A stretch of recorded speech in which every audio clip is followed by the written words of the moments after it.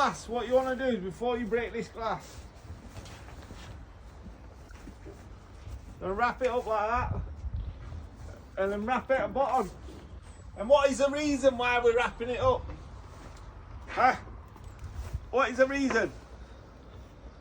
Because if you don't and you smash it, all this glass is going to be all over the garden. All that glass is going to be all over this garden, and then you're going to be finding things up. Like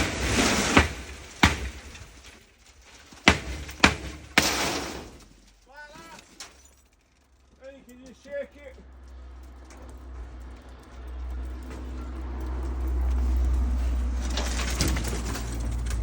And it's safe.